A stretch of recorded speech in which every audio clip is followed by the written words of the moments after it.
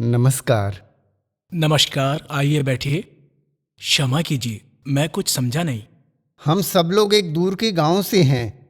मैं इनका नेता हूं और ये दोनों एक किसान हैं। ये विनोद है और ये है रवि, और हम यहाँ कुछ चीजें पूछने के लिए आए हैं। हाँ, पूछिए जो आपको पूछना है। मैं हर संभव तरीके से आप लोगों की सहायता करूंगा। हमें पता चला है कि आपने किसानों की भलाई के लिए एक दिलचस्प संघ बनाया है। बाद में हमें समझ में आया कि आप ही थे जिन्होंने ये पहल की थी, इसीलिए आज हम यहाँ आए हैं। ओहो हो, तो ये कारण है। इसे फार्मर प्रोड्यूसर ऑर्गेनाइजेशन या संक्षिप्त में एफपीओ कहा जाता है। मैं इसके बोर्ड ऑफ डायरेक्टर का सदस्य हूँ।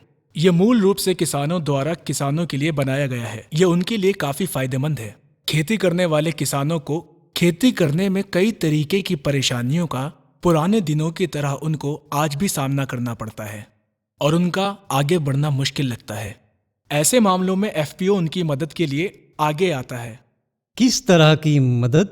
उत्तर सरल है। ये एफपीओ उनकी सभी जरूरतों के लिए एक सहायक हाथ है। ये किसानों की हर छोटी बड़ी सभी जरूरतों के लिए सहायक साबित हुआ है। बुवाई से लेकर कटाई तक, खाद देने से लेकर कीट नियंत्रण तक, जो लोग मिट्टी पर सही तरीके से काम कर रहे हैं उन्हें सही दिशा में मार्गदर्शन करने के लिए, ये समझने के लिए कि हर क्षेत्र में क्या करना है और क्या नहीं करना है, जैसे कि उपज बेचना, लाभ कमाना, ऋण मामले, सब्सिडी मामले आदि। फार्मर प्रोड्यूसर ऑर्गेनाइजेशन इन सभी फायदों के लिए बनाए गए हैं। क्या कोई सीमा है कि कितने लोग होने चाहिए प्रत्येक समूह में?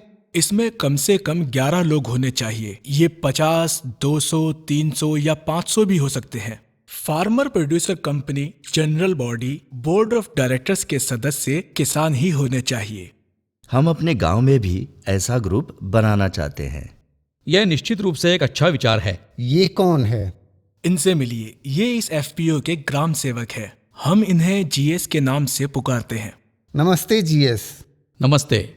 हम बड़ी मुसीबत में हैं। बाढ़ में सारी फसलें नष्ट हो गई और फसल को बिचौलियों के बिना नहीं बेचा जा सकता है। मैंने इस सीजन में चावल की खेती शुरू की है। मुझे नहीं पता कि फसल कटने तक अगले कुछ महीनों तक क्या करना है। बेशक ये बड़ी समस्याएं हैं। एफपीओ हमें इस बारे में सटीक मार्गदर्शन दे सकता है कि हमें ऐसे समय में क्या करना चाहिए। क्या आप जानते हैं कि देश के 56% लोग अपनी आजीविका के लिए कृषि पर निर्भर हैं। एक समय था जब हमारे देश की 90% से अधिक आय कृषि से होती थी। आज यह घटकर केवल 20% रह गई है। इस स्थिति में कृषि और किसानों को एक साथ बेहतर तरीके से आगे बढ़ने की जरूरत है। इसी के लिए एफपीओ है। अगर कृषि में गिरावट आती है तो क्या सब कुछ बिखर जाएगा?